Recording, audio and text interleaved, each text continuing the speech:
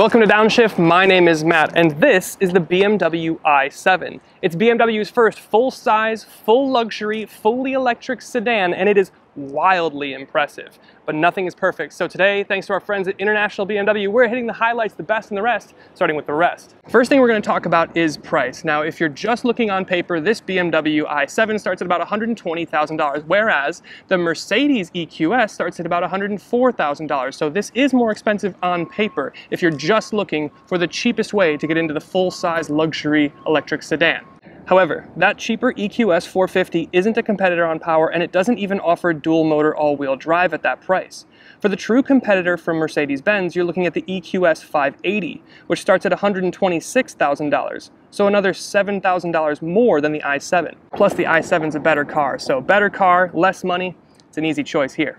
Number two, we're going to talk about the EV architecture, and this one also has a little bit of a star next to it. In terms of general EV stuff on paper, it is quite good. You get about a 320, 318 mile range, you get dual motor all-wheel drive or X-Drive as standard. It's really not bad. The thing that I'm talking about here is it's underpinned by a 400 volt architecture, which results in charging speeds being a little bit slower than you would see from a couple other EVs out there, notably the Ultium platform from GM or the Ioniq5 and EV6. This i7 will charge about 80 miles per 10 minutes. And on the face of it, that's really not bad. The only issue is, like I said, you compare it to something like an EV6 or an Ioniq5, which I understand aren't in this segment, but those will charge about completely 10 to 80% in less than 20 minutes. So objectively, this is still quite good, but if you can't charge at home, then it's just something to be aware of.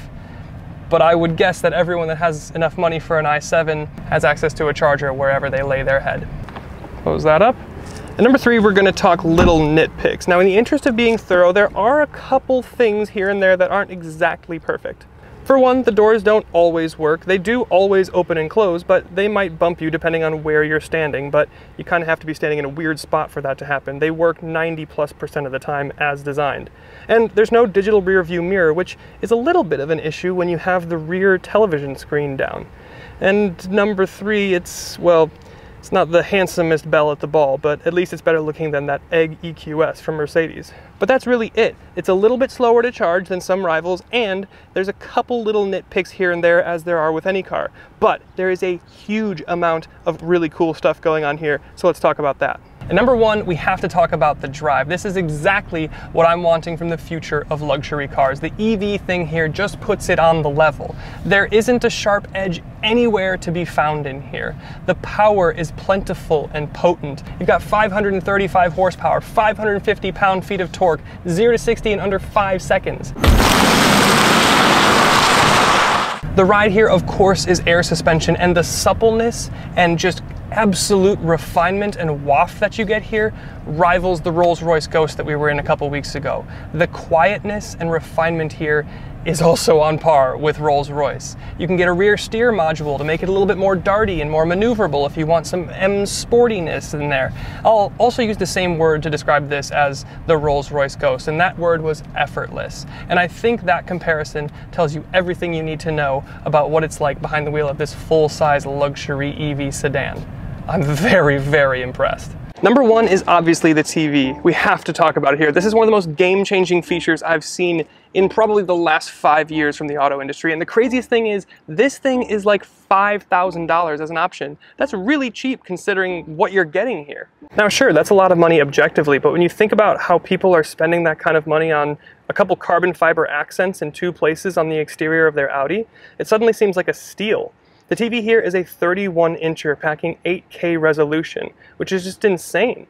It's built in with Amazon Fire TV, but you can plug in your HDMI so you can run things like an Xbox or a PlayStation or DVD player or something like that.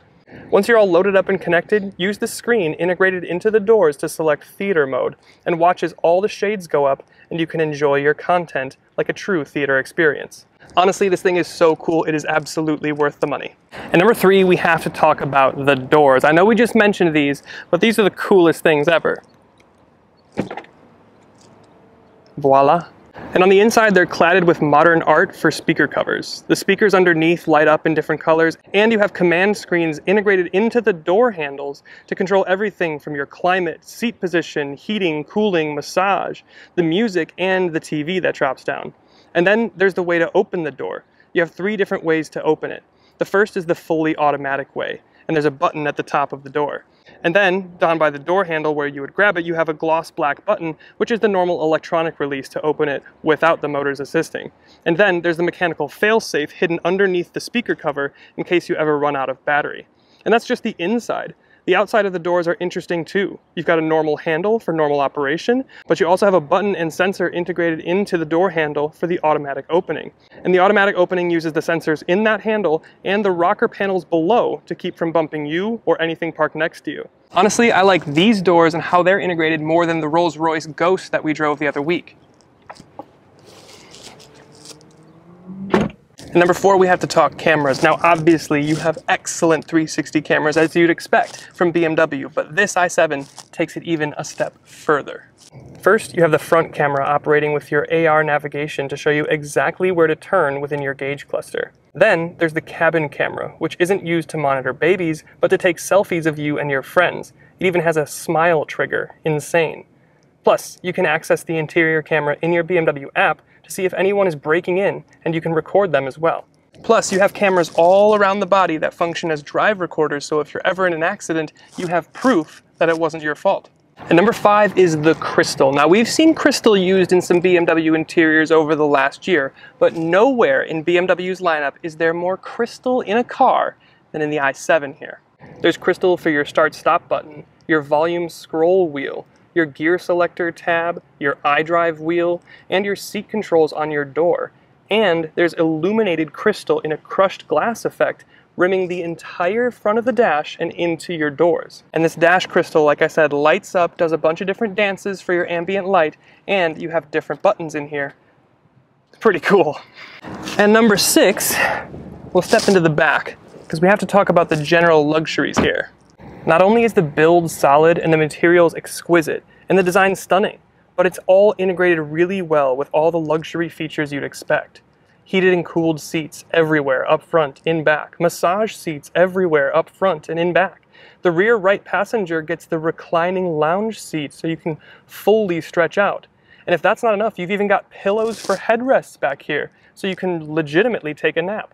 And that's not even mentioning the TV, the panoramic roof inlaid with LED diodes, or the rest of the tech stuff here.